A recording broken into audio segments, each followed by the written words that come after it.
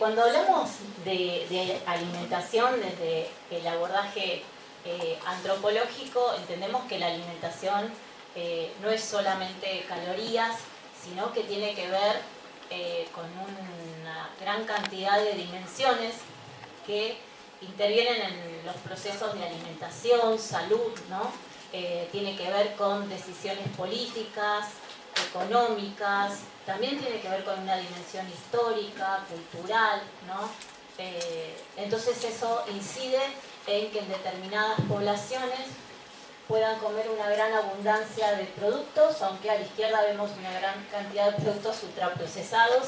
Es una familia por ahí bastante característica de Estados Unidos, y a la derecha una familia con ausencia del varón, porque tal vez tuvo que irse a hacer la guerra en un campo de refugiados, ¿no?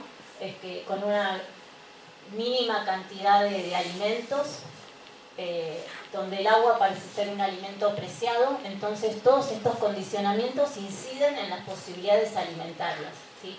Cuando hablamos de alimentación, entonces estamos pensando en los entornos que inciden, que en los barrios, por ejemplo, haya agua, haya servicios públicos, que en los hogares se tenga acceso al agua, al equipo, a todos los utensilios disponibles, ¿no? Etcétera. Entonces eso incide claramente en todos los procesos alimentarios, y desde ese enfoque es que entendemos la alimentación. Y también otro enfoque muy importante, acá por suerte lo podemos ver en todos estos afiches, ¿no? Que decoran en la sala. La perspectiva de género es fundamental, ¿no? Desde el 2015 que se pone en escena en el plano político toda la lucha feminista, entonces entendemos que hablar de alimentación también tiene que ver con visibilizar esas tareas reproductivas que han quedado en las esferas más que nada en los espacios domésticos, ¿no? Ese trabajo invisibilizado, no pago, hecho gratuito, ¿no? Y que tenemos que conectar fuertemente con los procesos alimentarios. Y hay muchos índices, ¿no? De que las mayores productoras de alimentos son las mujeres, pero con los peores sueldos, una gran desigualdad que incide, ¿no? Y es justamente algo de lo cual el modelo agroalimentario global se sirve, ¿no? Y esto tiene que ver también con procesos que ahora voy a ir también comentando, que tiene que ver con los orígenes del capitalismo, porque si algo también tratamos de entender acá, de ver qué está pasando con la alimentación en la actualidad, es la pregunta de por qué está pasando esto, ¿no? Entonces tratar de repasar algunos hilos que nos permiten ver qué es lo que está pasando en la actualidad. Entonces, otro enfoque muy importante es, ya dijimos, esta mirada holista, integrar la perspectiva de género y también integrar la perspectiva evolutiva, ¿no? Desde la mirada antropológica entendemos que a lo largo de 4 millones de años todo el proceso de hominización incidió muchísimo en nuestro equipaje genómico, digamos, de la actualidad, e incide en que nosotros necesitamos sí o sí una gran diversidad de alimentos para llevar adelante todos los procesos biológicos y fisiológicos de nuestro cuerpo, ¿no? Y a diferencia de otros seres de la naturaleza, los osos koala, por ejemplo, que pueden comer un solo alimento y llevar adelante todas sus funciones biológicas, nosotros sí o sí necesitamos la diversidad, porque somos omnívoros, y esta es una característica que se fue conformando a lo largo de todo el proceso evolutivo. Entonces esto es importante porque también nos da claves para entender qué nos está pasando, ¿no? ¿Qué pasó a lo largo de estos últimos 200 años, que es como un suspiro en la historia de la humanidad, pero que sin embargo se da todo patas para arriba y nos encontramos con una gran cantidad de enfermedades no transmisibles que acá seguramente todos ya conocen y hemos escuchado hablar, y de lo cual obviamente se va a profundizar en otras de las clases. Y también, a lo largo del proceso evolutivo, y esto es algo de lo que Miriam siempre habla y hace hincapié, ¿no?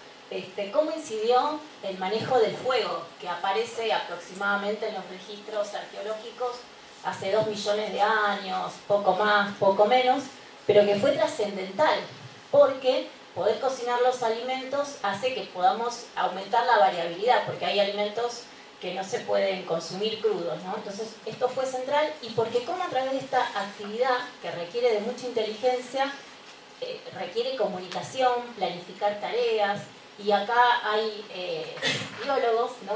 Que Cordón, la hipótesis de Cordón, que él dice que gracias a la cocina surge la cultura, ¿sí? Entonces, fíjense... Cocinar hizo al hombre. Cocinar hizo al hombre. Así lo dice él, sí. Entonces, los procesos alimentarios, hay también quien lo dice, porque esto lo venimos escuchando desde hace 10 años y es una de las cosas que ella repite y nos parece una hipótesis muy interesante y pone en un lugar muy importante los procesos alimentarios. Aún tienen más importancia que el sexo, por ejemplo, ¿no? Si no se come, no se puede vivir. Entonces son procesos fundamentales.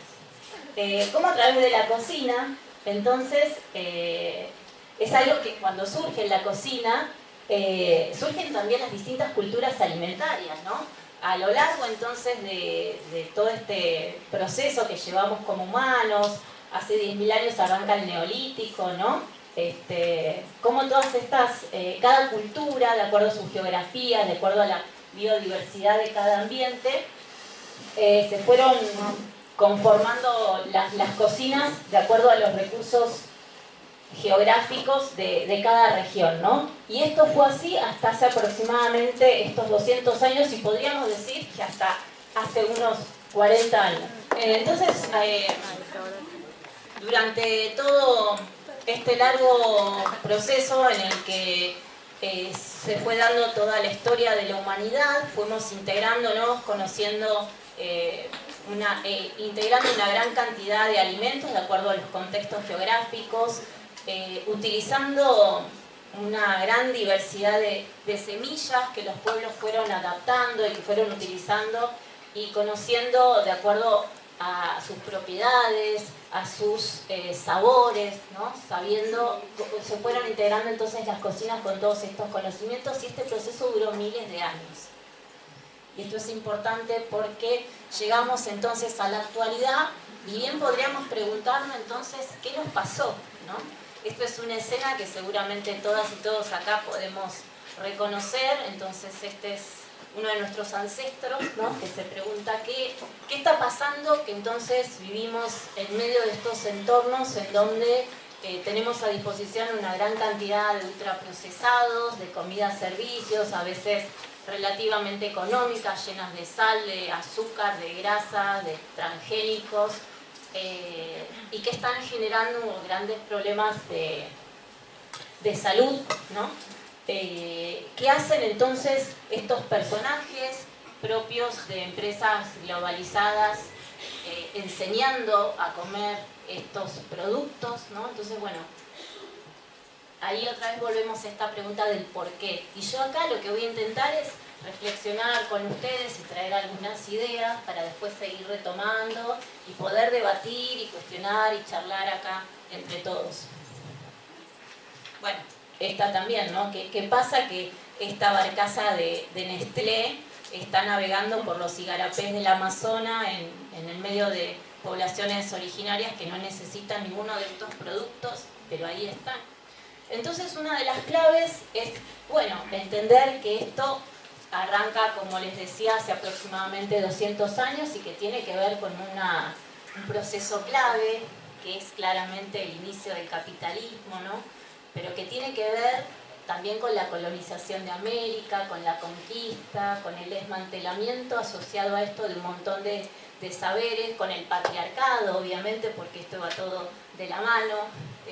Silvia Federici, la que escribió el libro La bruja y el talibán, ella es, seguramente acá muchos la conocerán, ella es una feminista, una pensadora que justamente muestra cómo el colonialismo, el inicio del capitalismo, ¿no? Esta desposesión de los productores campesinos que hasta ese momento, por derecho consuetudinario, venían compartiendo las tierras comunales, aparece acá un proceso en el que se comienzan a acercar esas tierras y a ellos de a poco no les queda otra que ir a vender su fuerza de trabajo y a lo largo de todo este proceso transformarse en productores puros, digamos, ¿no?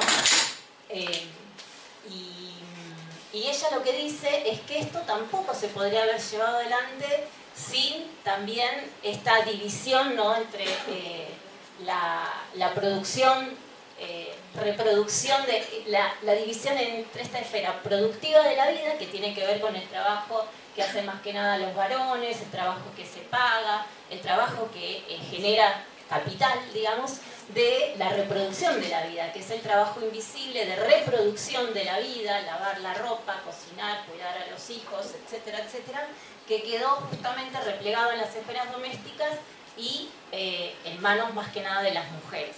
Entonces van de la mano estos procesos. Por eso nuestras compañeras, Elina, que está acá, ella al final en una de las últimas clases va a traer la cuestión de género para trabajarla y discutirla mejor a fondo. Yo solamente la estoy abriendo acá, como para tratar de hilar estas cuestiones que son fundamentales también en visibilizar, ¿no?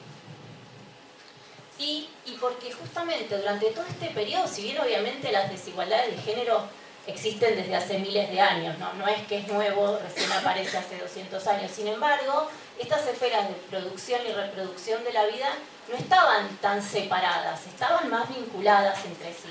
Y de hecho la Casa de Bruja, ella dice, Federici, que fue el primer feminicidio institucional llevado adelante por parte del Estado, que tuvo como objetivo disciplinar a las mujeres para todas estas tareas implícitas en la vida, del disciplinamiento que exige la vida en la esfera del capitalismo.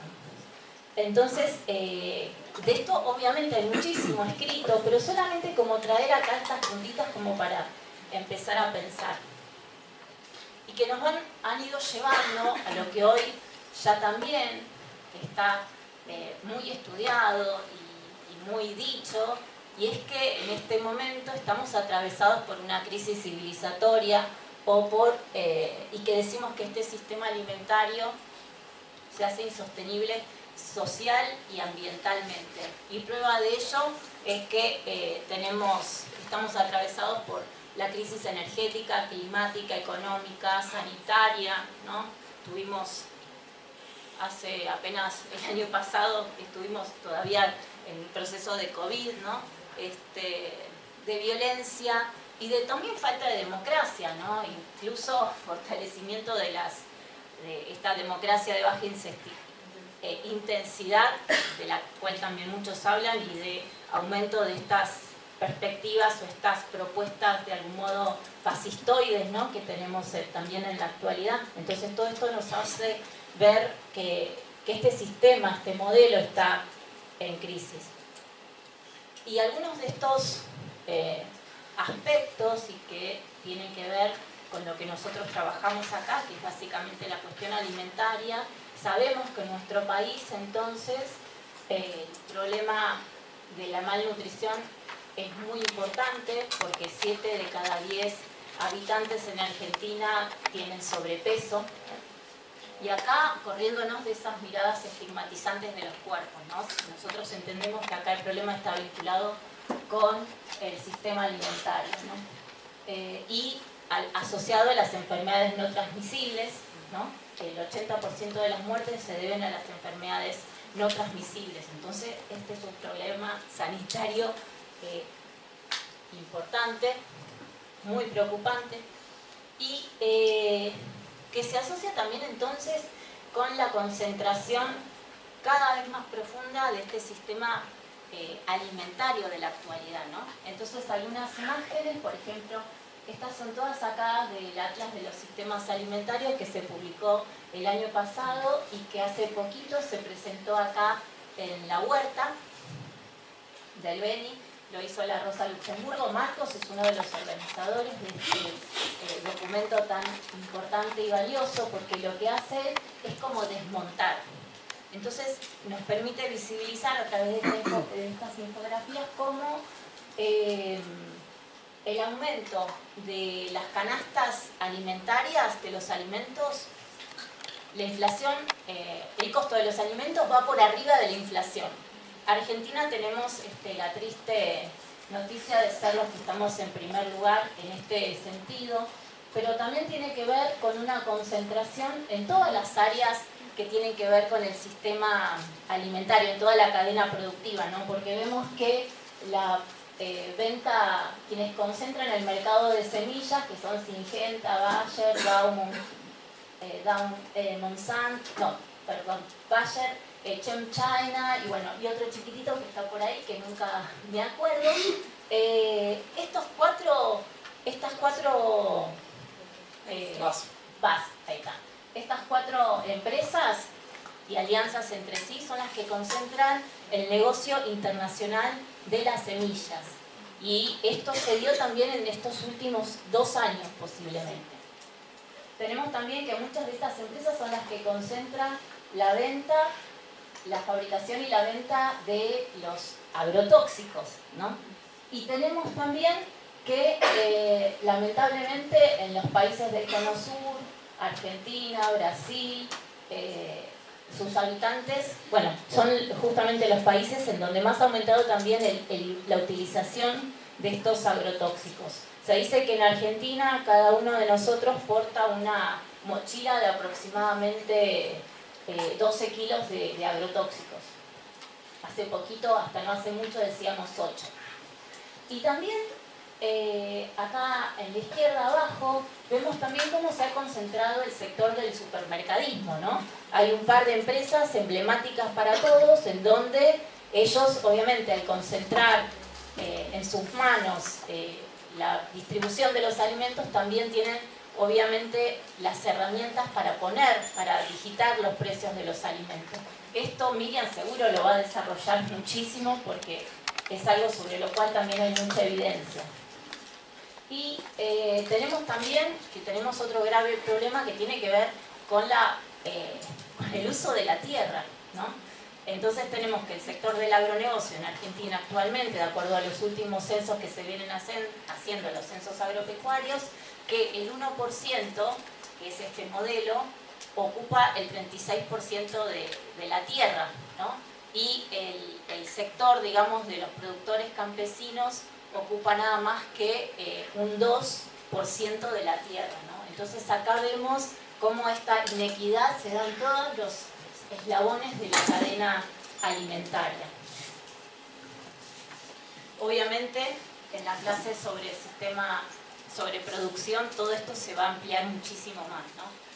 Y empezar a ver entonces cuestiones que tienen que ver con esto hilvanado, pero que cuando las vemos todas juntas son muy alarmantes, ¿no? Y que tenemos que en América, en los países del Cono Sur, entonces tenemos una reprimarización de las economías destinadas a la producción de commodities, ¿no? De semillas, excepto Chile, que está centrado más que nada en la minería.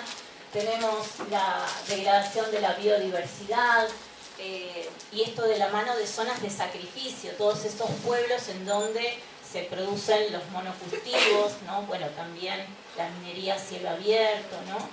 Estas zonas vienen aumentando de la mano con la degradación de las selvas, los humedales, la contaminación, el confinamiento de animales, ¿no? Que esto es algo que la producción bajo feedlot, ¿no? Que se viene incrementando también. La concentración del uso intensivo de la tierra y los agrotóxicos, como decía recién. La contaminación que viene de la mano con esto, que está también demostrado como el agua, ¿no? Que transcurre, o sea, el agua de nuestros ríos más importantes, ahí estos están contaminados, muchos de ellos con glifosato, y hay pruebas de ello, pero también la lluvia, ¿no? El agua subterránea. Es un modelo en donde también, debido obviamente a que está basado en la utilización de todos del transporte, de la utilización de todos estos, la fabricación de agrotóxicos, todos tienen que ver, y el confinamiento de animales tiene que ver también con el aumento de los gases de efecto invernadero, la deforestación. Obviamente todo esto incide, y acá nadie nos lo tiene que explicar, incide en la crisis climática, en estas alternancias de sequías, de lluvias intensas, de incendios, ¿no? La expulsión del campo, gente que cada vez más deja el campo por las malas en general o porque no les queda otra opción a engrosar las villas miserias. Esto es algo que también quienes vivimos en las ciudades lo tenemos muy presente. Entonces, todo esto tiene que ver con esta insostenibilidad que decía en un principio de este sistema, de este modelo, ¿no? Esta insostenibilidad ambiental y social también. ¿Y de dónde viene esto? Bueno, viene también, obviamente, de lo que decía a nivel más general, ¿no? Tiene su génesis en este modelo capitalista, pero tiene que ver también con algunos hitos que se fueron dando, donde la revolución verde es crucial después de la Segunda Guerra Mundial, ¿no? Con todo lo que viene haciendo, se viene haciendo desde la esfera gubernamental de Estados Unidos para incrementar la productividad de las semillas, con las promesas incumplidas de que si se adoptaba este modelo agroindustrial de alta productividad y tecnología se iba a erradicar el hambre, ¿no? Pero bueno, ahí se ríe el compañero, claramente esto no fue así y hoy tenemos tal vez hasta la cuarta, quinta edición de este patrón de la revolución verde, pero que hoy ya es con semillas transgénicas y con vínculos con segmentos de industrias vinculadas a la biotecnología, al capitalismo digital, etc. Hoy se habla de agricultura 4D. Y también hay muchos estudios. Esto que ven acá es del grupo ETC, es un grupo de investigadores chiquito pero muy potente, que hizo un estudio y mostró que la red campesina de producción de alimentos, los pequeños agricultores, de la agricultura familiar, inmigrantes, pastores, etcétera, producen un equivalente al 70% de los alimentos, pero que solamente utilizan el 25% de los recursos alimentarios, es decir, el agua, la tierra, y por el contrario, la cadena agroindustrial de producción de alimentos solamente alimenta un equivalente al 30% de la producción de la población y utiliza una gran cantidad de recursos, ¿no? Cada vez además más concentrados, un 75% de recursos agrícolas del mundo y además es una de las fuentes principales de gases de efecto invernadero, como decía en un principio. Y bueno, acá aparece un libro muy interesante de un antropólogo que es Eric Holt Jiménez, que dice: el capitalismo también entra por la boca, porque dice que sí es importante hablar de esto. A veces en las carreras, yo soy docente, o en los congresos, ¿no? Cuando son así muy académicos, se suele pasar, invisibilizar esto, o se da por sentado. La cuestión es que es muy importante desmantelar esto, ¿no? Porque es un poco la génesis de todo este proceso, que si lo pensamos a lo largo de todo este proceso que llevamos como humanos, como les decía, es muy cortito en el tiempo, es un segundo en el tiempo. Entonces, él dice que necesitamos desnudar perdón, no lo dice él, sino lo dice en su prólogo Marion Nestle, que ella es una muy conocida referente de la salud pública en Estados Unidos, y dice, bueno, necesitamos desnudar el capitalismo, entender los problemas que causa y afrontarlos de manera prioritaria y directa. Y dice que sigue funcionando porque concentra el poder en las manos de una minoría privilegiada y traspasa desproporcionadamente las externalidades sociales y ambientales a los grupos racialmente estigmatizados. Entonces, ¿qué nos quiere decir con esto? Bueno, que además de hablar de capitalismo, también de hablar de género, también tenemos que hablar de racismo, porque justamente estos sectores, ¿no?, que sufren más estas externalidades, como le dicen, no son los sectores más ricos, son los sectores más empobrecidos, que coinciden con ser los pueblos originarios, migrantes, refugiados, ¿no? Los integrantes del sur global de algún modo. Y si hablamos entonces, ¿qué pasa a nivel así alimentario? Bueno, vemos cómo todos estos procesos en el sector que tiene que ver con la producción y distribución ya de alimentos, y como un espejo, ¿no?, del modelo del agronegocio, aparecen las dietas corporativas, ¿no? Es el incremento de los productos ultraprocesados, porque si hablamos de producción también, básicamente la producción bajo monocultivos es de soja, de trigo, de maíz, que son los productos básicos para la elaboración de los productos ultraprocesados, ¿no? Entonces acá vemos las relaciones y cómo estos han aumentado, y de esto también mis compañeras nutricionistas lo van a ampliar muchísimo más, pero hay también estudios de la FAO que muestra cómo en un segmento de 10 años aumentó muchísimo la distribución de estos productos, sobre todo en los países de menores ingresos, ¿no? Sobre todo de América Latina, de África. Entonces no es casualidad que aumentó la distribución, la disponibilidad de estos ultraprocesados, y también aumentó la malnutrición.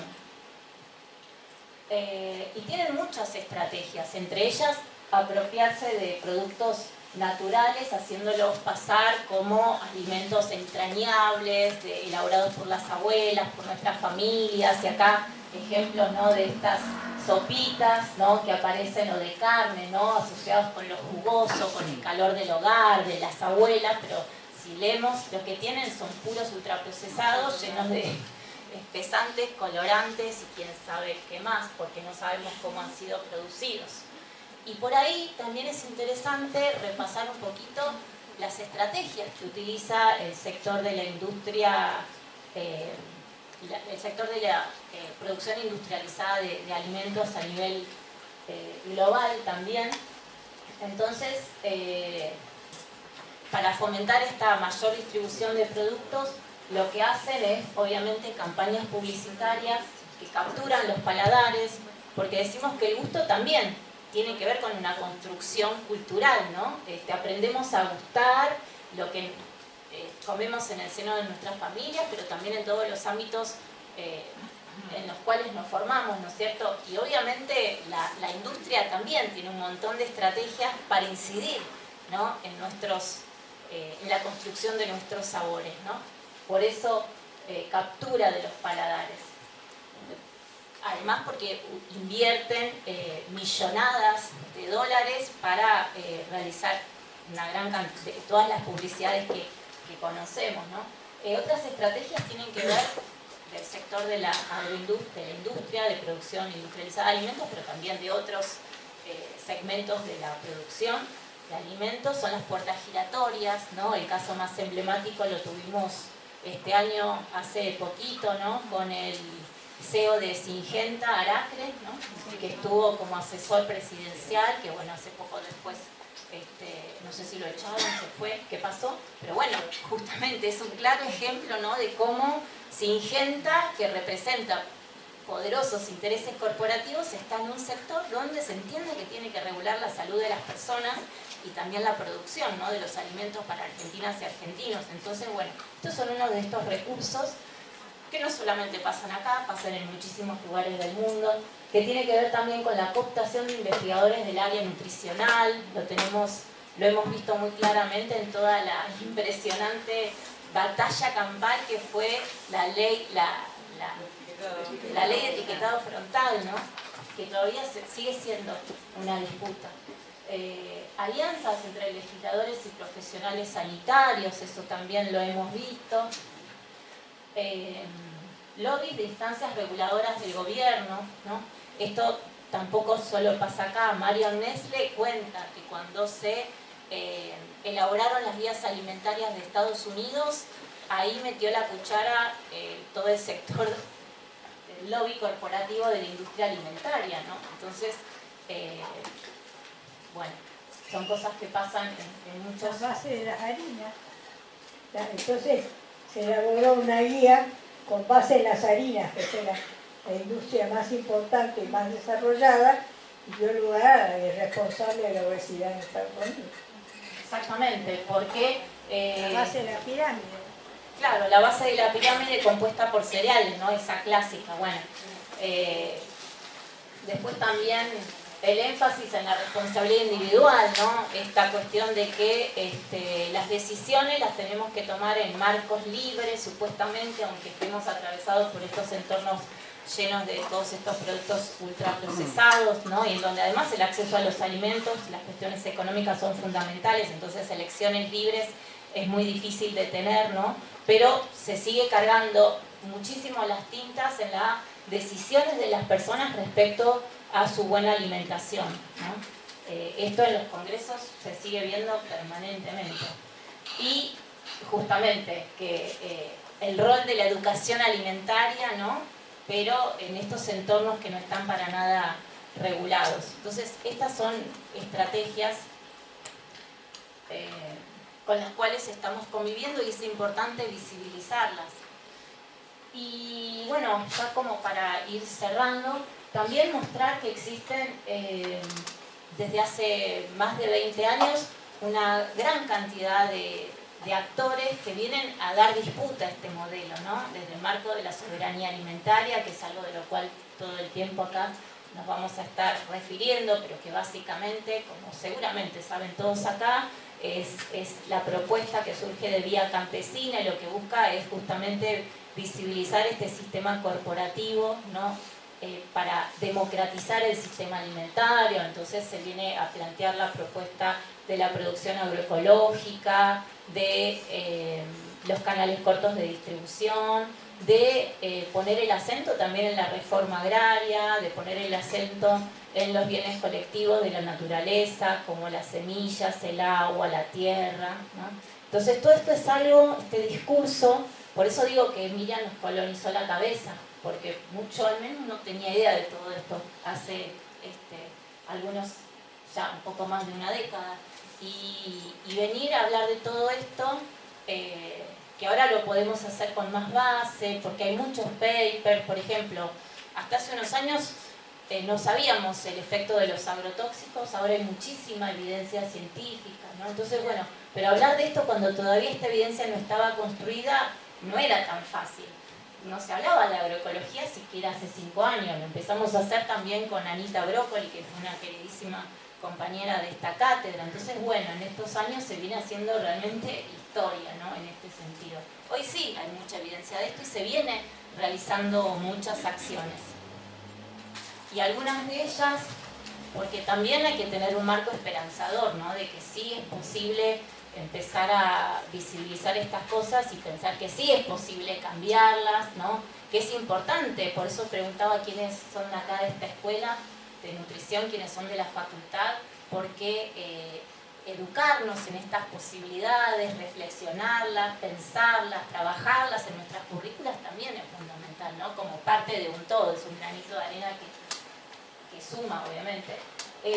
Y tenemos, bueno, muchas iniciativas como la de los jóvenes por el cambio climático, que surgió hace poco, muchos movimientos sociales que luchan por la agroecología, que la proponen, aparecen cada vez con más fuerza, se van sumando a los pueblos, la red de pueblos fumigados, ¿no? Las asambleas por la minería a cielo abierto, y muchísimos ejemplos más que aparecen e irrumpen en estos años.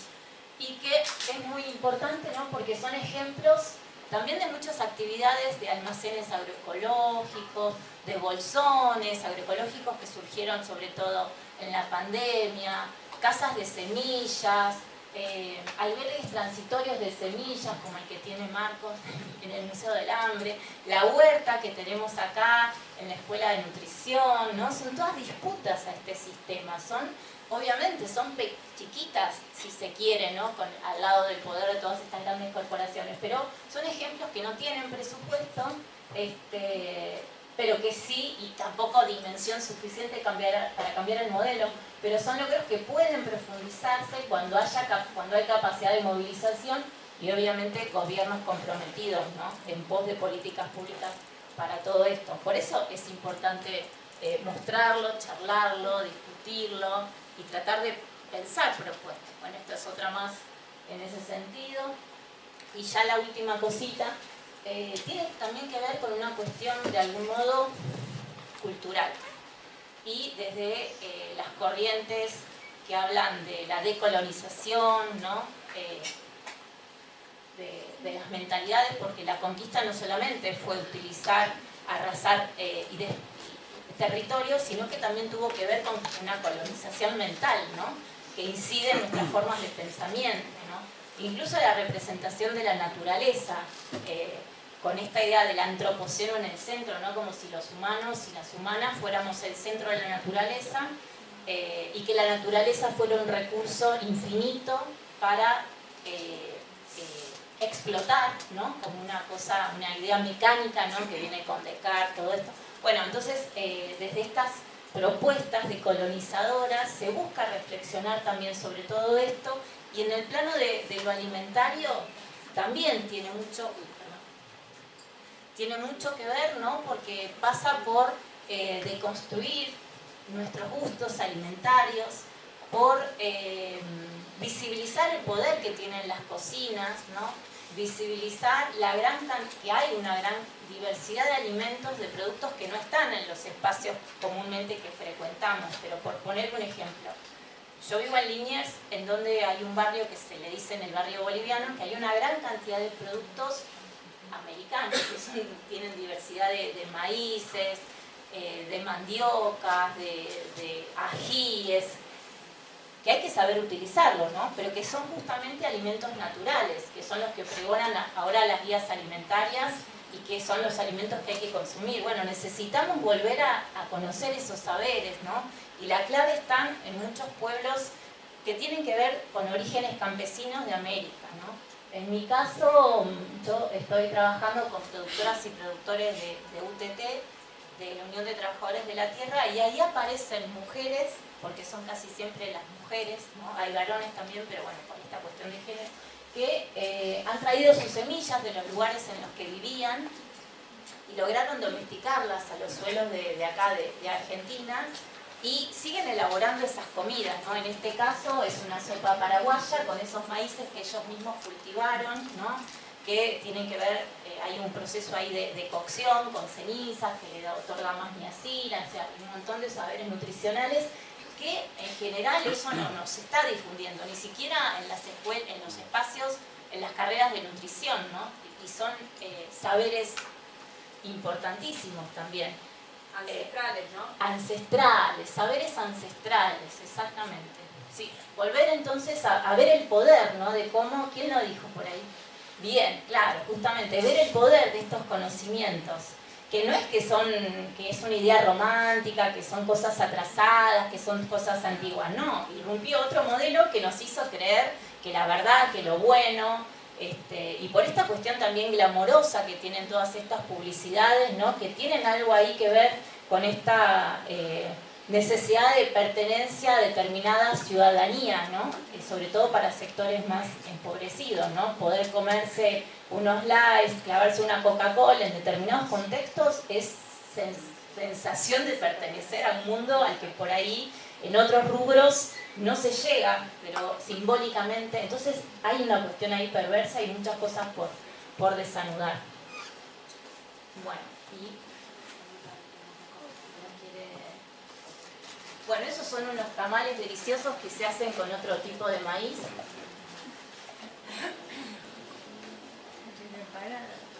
Tamales. Eso es el proceso que se sigue haciendo de cocinar con cenizas el maíz. Esto es acá en Buenos Aires. Mazamorra. Bueno, mazamorra es algo que tendríamos que volver a comer. Es también, Miriam, contalo vos. La mazamorra es el postre. Bueno, la canción lo dice. La canción lo dice cosas muy lindas. Pero yo tengo una anécdota personal. Cuando cumplí 80 años hice una fiesta y puse de postre dulces criollos y una olla con mazamorra. Y en la fiesta había colegas mías, nutricionistas, no conocían la mazamorra. Y es el maíz. Lo dice la canción, es muy linda la canción, y lo expresa perfectamente. Y esto se ve como se ha dejado toda una serie de preparaciones el locro. Yo quisiera saber cuánto hace que no come un locro alguna gente que está acá. Mucho, ¿no? Y además, ya lo que es más tradición, digamos, ha circulado más en los últimos años es la empanada. Yo soy cocinera criolla y me enojan mucho las recetas que salen. Claro, le ponen ajo a la ensalada, a la empanada. La empanada no tiene ajo, tiene cebolla y carne. Más de huevo, demás. Pero a todos le ponen ajo. Entonces, empanadas criollas, empanadas argentinas, no son ni argentinas ni criollas. Te hago una pregunta, ¿Lleva pasa de uva o no? Después, bueno, pondremos el huevo, demás. Pero carne y cebolla. ¿Va con pasa de uva o no? Bueno, yo soy santiagueña. Claro, porque depende, la zona de Cuyo tiene más porque tiene fruta seca. Un poco los platos dependen, la cocina depende mucho de la disponibilidad. Entonces, si la zona de Cuyo tiene fruta seca, ahí va la pasa de uva. La zona del norte, en Jujuy, por ejemplo, le ponen arveja a la empanada, o papa. La salteña le ponen papa. Nosotros empanada los santiagueños no le ponemos papa. Entonces, por eso digo, depende mucho de la disponibilidad de alimentos que haya alrededor. Eso quiere decir mucho. Las empanadas, en especial, tienen todas las variantes de las distintas regiones, que dependen de los alimentos que se priorizan o que abundan en cada zona. Esto de la arveja en el norte y la pasa de uva en Cuyo es una realidad. Pero bueno, el no aprovechamiento a veces las regiones. Mis colegas de Catamarca, en una visita que hice, les preocupaba mucho la merienda escolar. Quedamos. Y quedamos, ¿no? Y entonces terminan en el alfajor. Y resulta que la zona esa tiene nueces, tienen frutas secas, tienen higos, tienen un montón de productos que son los que no se les ocurrió que un puñado de nueces vale más que un alfajor. Tiene algarroba, pistol también. Por eso digo, son las cosas que hay que aprovechar de los entornos, esto que hablaba ella de los entornos saludables, y de la disponibilidad y la producción que hay en cada lugar, ¿no? Esto de los alfajores, somos el segundo consumidor de galletitas, mientras los alfajores, del mundo, después de Bélgica, del mundo. ¿Y eso dónde aprendimos? En las escuelas nos dan el alfajor, la galletita. Entonces, el pan con manteca, no, eso pertenece a la historia, no. Ahí está la manipulación del gusto, como señalaba Gloria, que por ejemplo, acá en las escuelas de Buenos Aires reemplazaron en una oportunidad el postre del almuerzo escolar, que era gelatina, por fruta. Un reemplazo saludable realmente. Se quejaron los padres, porque le sacaron el postre. El postre no tenía agua y azúcar. La gelatina es agua y azúcar, no tiene ningún valor. Por una mandarina, vitamina C pura. Entonces estas son las cosas que están también en nuestra cabeza, en la manipulación a través de la publicidad, como señala Gloria.